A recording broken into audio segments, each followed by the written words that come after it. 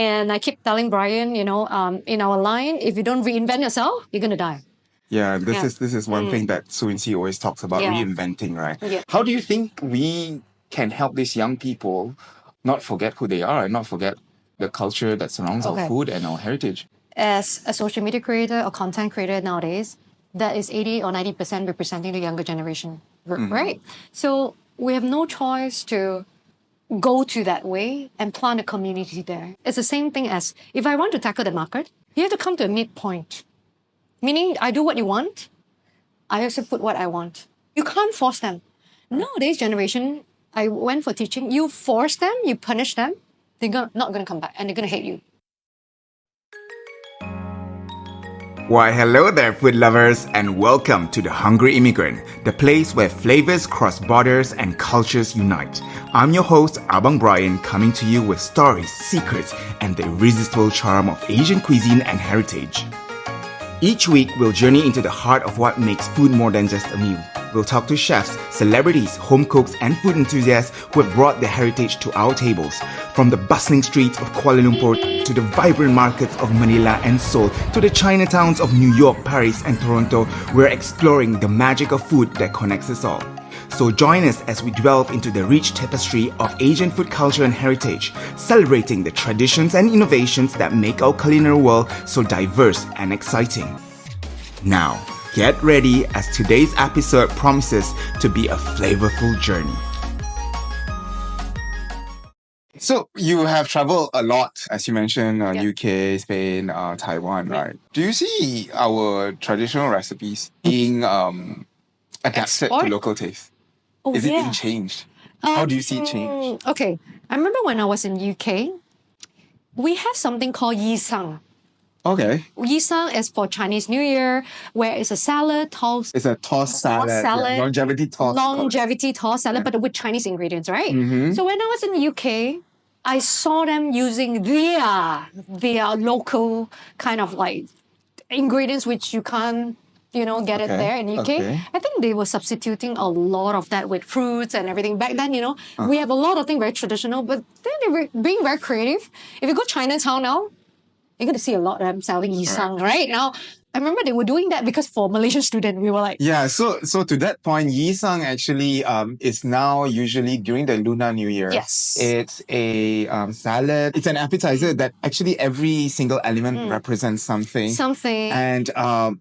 I stand corrected, but I still believe that the origins of it is actually Malaysian. It's Malaysian. Yeah, because originally the Chinese people didn't have this in China. No, this is Malaysian. Yeah, back in the days when I did it, and I told when we were students abroad and talked to Chinese people, they're like, what is this? Yeah. And we're like, so it is the argument historically. I cannot give you the exact reference. Yeah, I can't remember. But it is actually from Seremban, if I'm not mistaken, a town in the state of Negeri Sembilan of Malaysia. And then, of course, Singapore being the neighboring country, and they always want to claim that it's everything that's Malaysian is Singaporean as well. I think we share that because we have shared history as well. But now it's like a big, huge thing. Like everyone does it.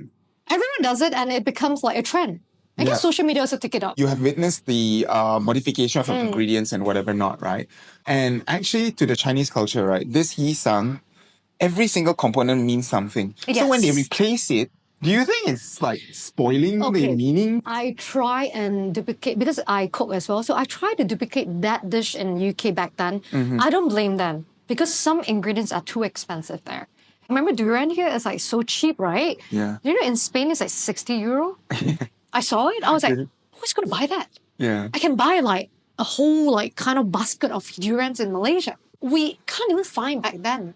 There was no export of all these things that much that yet. So it's so tough to find. Okay. So sometimes, when you are living there and having limited budget, having limited resources, you have to re-innovate. Why people re-innovate? Okay. There are causes for that.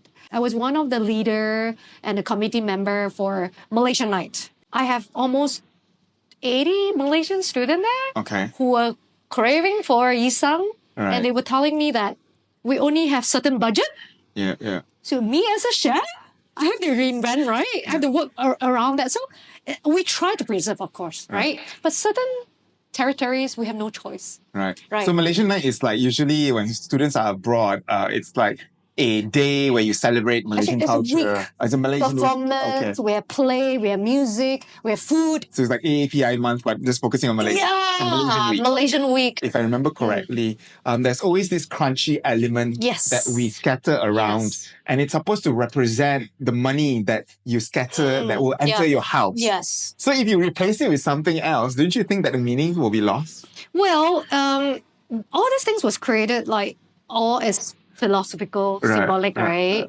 So for us, it's like, okay, as long as crispy. Right, okay. I got You know, but the thing is like, it's very tough if you want to remake that because some traditional dishes take you like 20 hours. Like, Yeah. you know, like I was like, not to say I don't want, but okay, back then, if there's no social media and you know things are not so expensive, I still have the luxury of the time. Not to say we don't want, but we are pushed by the advancement and the tech, the time. So sometimes I have no choice if you want to bring back that, but you know, and things are more expensive or hard to find. But I think the point that you put out is actually very apt in the sense that when it comes to traditions, sometimes it's about the philosophy. It's a philosophy, yeah. The symbolic and the meaning is more important than the thing itself. So Yes. I think also come back to Yee Sang, we have this pouring of, I think, It's hoisin a sauce. plum sauce. Okay, so plum It's a sauce is plum supposed to be sauce. sweet. Sweet. And it's supposed to represent like, it says tian tian mi mi. Tian Tian Mimi, it's something like you sweet glue memories, together yeah. and everything. Yeah. So I remember that time, you know, they were like, hey, represent, but we try to find back the taste. Yeah. You know, I try to make as close as possible. Yeah. Right? So because I remember back then here, they used maybe other elements and stuff Yeah. there. I actually use like, remember the jam?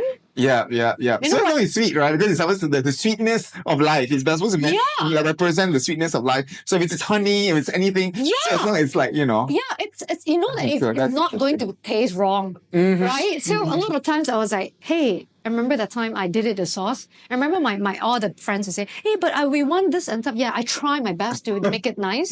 So You do it. yeah, I was like, but we only have plum sauce. Plum jam. Jam is different than plum sauce, right? It is So definitely I reinvented. I make some sesame oil and I add something. It guess what? At the end, the sauce tastes nicer than the The previous. original. Yeah. So I was like, you know, sometimes all those things, it's not to say we try our best to preserve, but sometimes maybe you add something new, it come out with something new with it enhance the flavor. Yeah. So it's philosophical. It's like some of them because they are too into that heritage. I think at the end you won't have that enjoyment anymore, right? So I guess it's just a balance. Besides this Yee Sang, right, are there any traditional practices or dishes that you feel personally, no matter what, we need to preserve? Because we grew up here, we are Malaysian, right? Yeah. A lot of Malaysian food, I think, have to be preserved. Yeah. Especially, I think, like laksa. Okay. I love laksa so much. But I don't know, some country, they don't like it, Okay. right? So which kind of laksa? So laksa love in general laksa. is like, okay. So laksa in general, for people who tuning in from around the world, Yeah. it's a noodle-based dish. It's usually served with a gravy. Depending on which state you are in, Yes. sometimes it's fish-based, sometimes it's prawn-based, Prawn-based. sometimes it's curry chicken-based. Yes, It yes. can be, it's very different, but It's very basically different. it's a noodle soup kind of dish. Yeah. It's spicy Yeah, but it's spicy and sour. and sour. And sour, some of my friends can't take it. They felt weird. So the one that you're talking about is asam laksa. Assam is the most extreme one. I think that had to be preserved. I think that represents your identity. Like you, yes. you as a person. Yes. It's never Soo Wincci is like Yeah. it's you do or die. Yeah. Okay, Yeah. you're gonna just do it the best. Yes. Don't just do it halfway. So like Assam laksa is Yeah. like a very fish-based noodle Noodles, dish, yeah. which Assam actually translates to sour, and it is well known for the sour taste. Yeah, and it's the jazz, Yeah. geez, and it's the whole blend of flavor, which brings back the memory as well for us, right? I think Assam laksa is hard to innovate in some ways that you want that distinct taste. Especially in Malaysia, we have a lot of, we call it ulam, like vegetables, but they have herbs, remedies inside, right? For me, I guess that those patai or whatever, this type have to be preserved. Some of them, the young ones might not like it anymore, right? But I was still introduced to my friends and stuff that all these things represent our culture. And the best thing is they have a lot of herbs and remedies inside eating all these things. Yeah. So we've talked a lot about innovation, reinvention.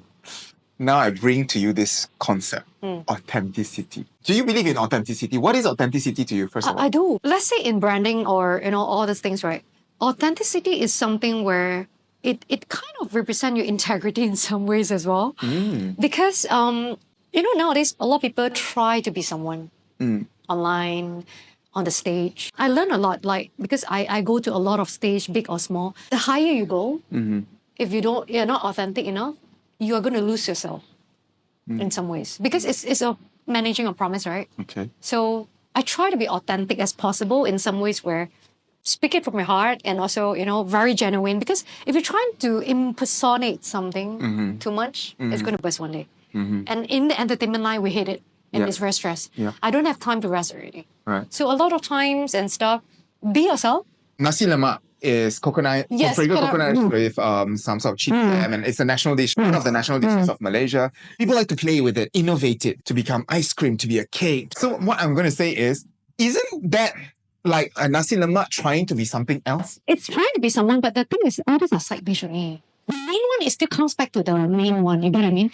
So you're talking about the essence of it. You just have to maintain the essence of it. Meaning to say, Exactly. it can take a different form, You can take a different but one. That's right. the essence must be the same. Yeah, honestly, you can't force people not liking that thing in that form, right? Right? It's like teaching. You can't force one way. I have to use 10 ways. In music as well, I keep telling my student, you don't memorize the syllabus, because it can do one thing in 10 ways, 20 ways, 30 ways, right? You know what I mean? I was like, telling my... She's talking from like a music perspective, and instantly I think of recipes. It's true, right? Unless it's pastry, okay? That's Unless true. it's pastry, Yeah. it's different. Pastry is different science, but like Yeah. cooking in general, like to memorize a recipe is you can't. Exactly, right? Of course, like rice, the Basic ratio. the basic ratio must be there, right? Yeah. But the thing is, we've been in competition before. We know that the chef say that, okay, you don't do stupid mistake, but you have to add on something, right? Correct. So talking about inventing and adding on and whatever not in a short form, form, okay. These days, what inspires you to create recipes in a short form? Because she has a lot of inspiration. I know. Yeah, Right? too much. I think now, what inspiration? Yeah. Honest, real? Yeah. Budget, because it's so expensive. That's good. I think a lot of people will resonate. It's true, right? I really don't buy branded anymore because I am an advocate of like budget. Right. I'm like that, They always think that I'm high maintenance, so sorry.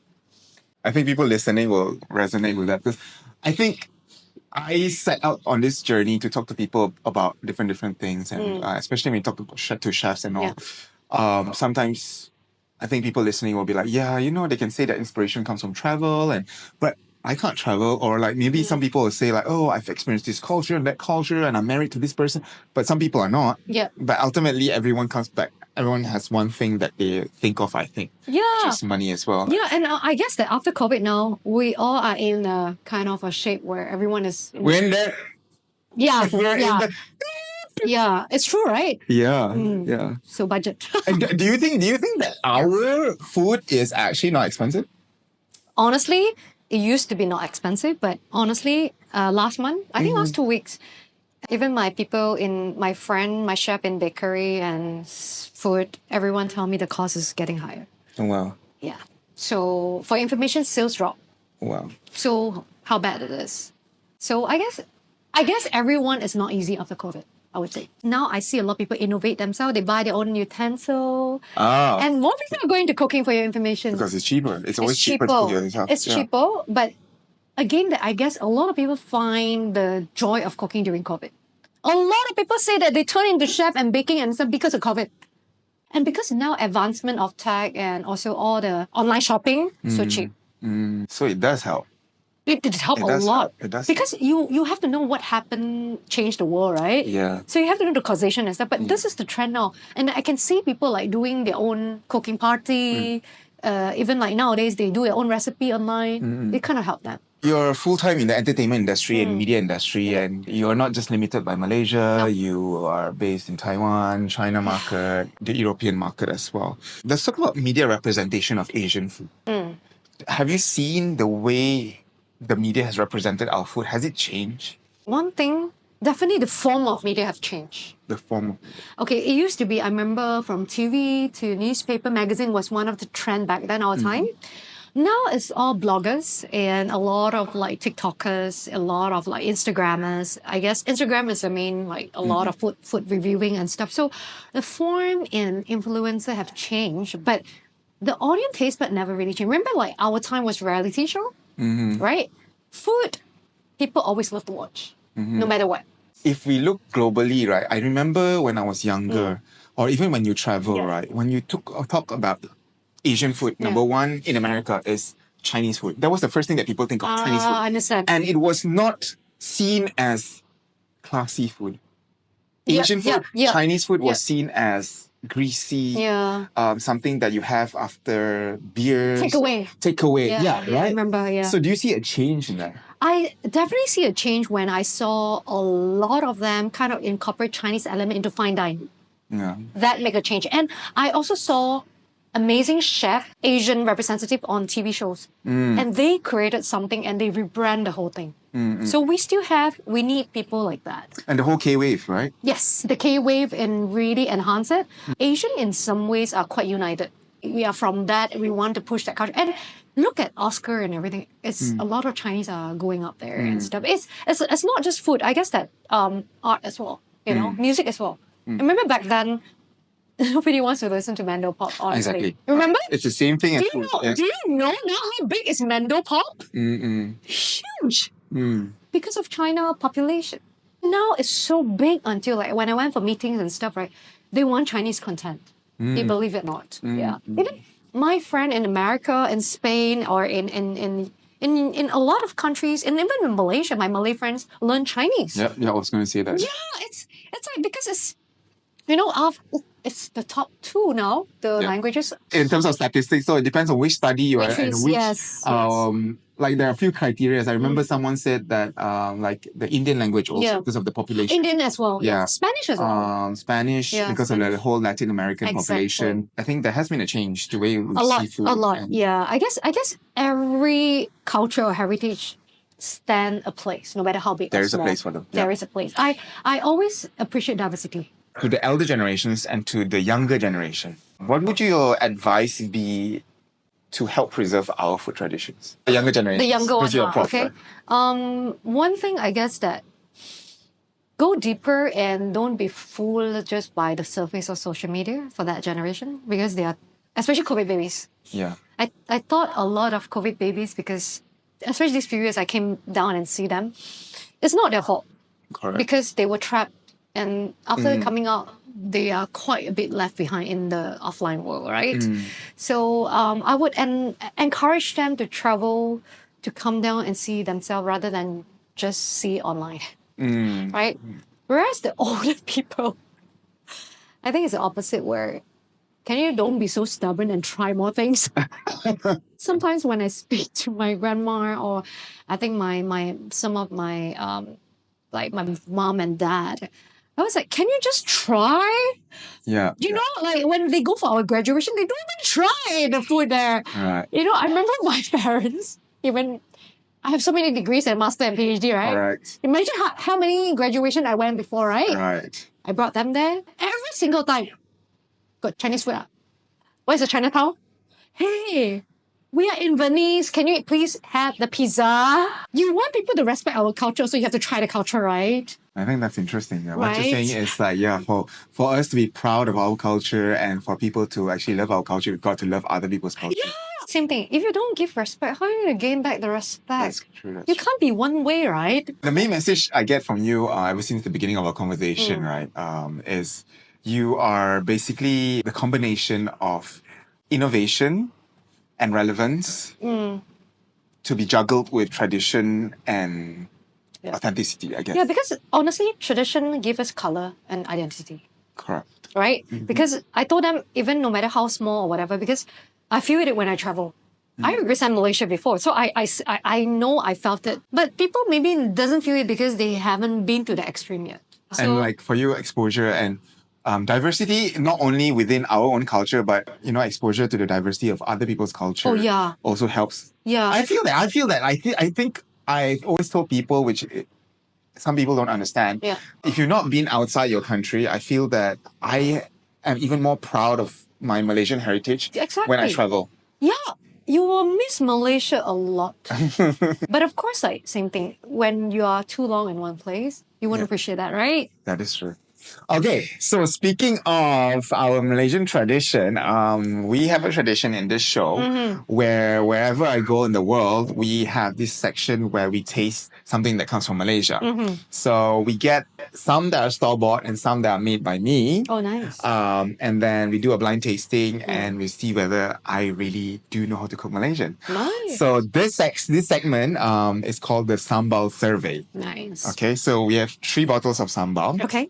One is made by me. We're just tasting it. Yeah. Even No, I want to guess though. you can guess, but it will be revealed only on our videos. Okay, so let's bring the sambal and then we're gonna taste it.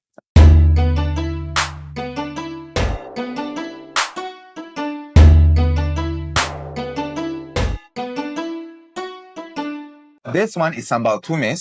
So sambal tumis is basically the one that you have with nasi lemak, and it is like a spice paste made of garlic, onions, chilies, and then you cook it. Cook it, yeah. And yeah, so let's taste and let's see which one is the best to Dr.Soo Wincci. Okay, before I taste, right?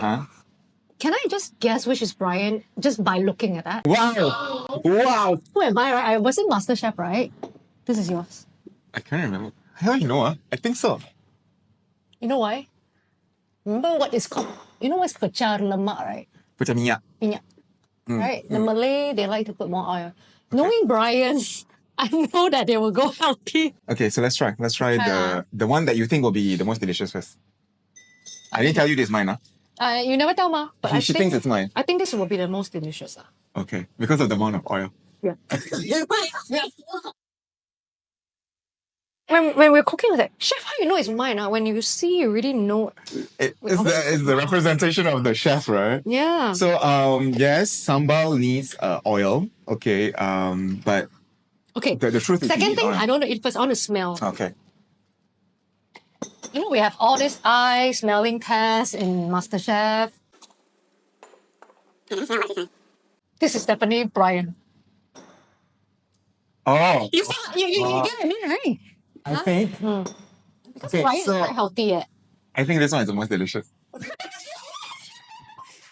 Okay, let's taste. Let's taste the one that you think will taste the most delicious. Okay, let's taste that one. I smell. I know already. When you smell it, the taste is like very strong, very strong. I know it's like very Malay. Oh. And very spicy. So this is really, really spicy. Very spicy, very spicy. Very oily. I can feel it. Very oily, spicy. Sweet. And when you smell it, wow, the taste is the most pungent. I taste a lot of sweetness from the onions. Okay, although it's sweet, it's very spicy though. It's very spicy. It's too spicy for me. And I feel that it needs more either anchovies or shrimp paste. But this one is like, it reminds me of the sambal that you get when you go to school. The school canteen. Yes. 1 ringgit. The 1 ringgit nasi lemak you get in that banana leaf. It's like a simple sambal bodoh, we call it. Yeah. Like simple sambal. Yeah. Okay. So that one. Second one, Next one, let's take this spoon. And then this one. Okay. Don't say so much, like so a bit spicy, no? And this time I forgot to cook rice. My grandmother will say, "Aiyo, Asian people, no rice, how can?" This is not bad though. Oh, I don't like this one. This one has more prawns. This one have more anchovies also. And not too spicy. It's not too spicy. The first one is very authentic, honestly. So, I feel like this one is more Chinese. Like a Chinese sambal. So Malaysian people, like there's a Malay more... I think the Malay profile is more sweet kind of sambal. The Chinese more shrimp paste, not too sweet. Yeah. I want to try Brian soon. It's not mine. It is lah. I was like, it is. I think it's definitely Brian. It is. If it's mine, it should be spicy because I've not been back to Malaysia for a long time, so the chili would be... So like the chilies everywhere I go... No lah, it's you lah, that one. Did you cook the... you never cooked the sambal in Malaysia, right? I can taste this is an overseas sambal, you know. Oh wow. Okay. So Wincci is so confident that this is mine. I can tell you it's not. It's not. And this is the most expensive sambal. If you want to check out which one was my sambal, damn. check out the YouTube video. Okay. I really thought it was yours, wait. So yeah, I mean, okay, for you, what is a good sambal? The blend of all the tastes together. and not too spicy. Absolutely. Because when it's too spicy, it kind of cover the whole sambal taste, Yeah. right? And because usually sambal is like accompanying condiment, right? Yeah. It kills the whole dish, right? If it's Yeah, too spicy. yeah. But if a good sambal will enhance the dish. Yeah. Okay. Well, so that's our podcast for today, our episode for today. Before we leave, maybe Dr. Soo Wincci, you want to share with everyone what's latest? You can follow me on Dr.Soo Wincci on Facebook, on Instagram, and Spotify, and everything. So definitely a lot of songs are coming out soon, and then maybe some acting stuff as well. But I'll be majoring on song for this period first. Just music. Yeah, mostly music first and stuff, because back in, I think, this 5 years, I've been revamping all my channels and stuff. Right. Yeah, so more music coming. Yeah, but I'll be back on Mando Pop more first. Okay. Yeah, but definitely the Malaysian song. Hopefully one day English song as well. Spanish song definitely. So again, her socials are Dr. Soo Wincci, and then if you're into research, all her research paper You also can see on ResearchGate on Dr. You just type my name on Soo Wincci. Soo Wincci will come up. Media production and social media studies. Yeah. Okay. So thank you very much Thank for you. spending this delicious hour with Thank me. you. And of course, to our audience members, those people who are listening, as usual, I'll always advise people to always keep their plates adventurous and their hearts open. This has been The Hungry Immigrant with me, Abang Brian. Terima kasih and thank you for joining us on yet another episode of The Hungry Immigrant. It's been a delightful feast of stories and flavors that remind us just how much food brings us together. Now don't forget to subscribe to our podcast on your favorite platform so you'll never miss an episode. And if you loved today's culinary journey, leave us a review and share the episode with your friends and family. Your support helps keep our traditions alive and our tables more diverse. Do follow us on Instagram at Hungry Immigrant and my personal account Abang Brian for behind-the-scenes looks and extra tidbits from each episode. We love to see how food inspires you, so do tag us in your next food adventure. I'm Abang Brian, reminding you to savor every bite and cherish every moment at the table. Until next time, keep your plates adventurous and your hearts open.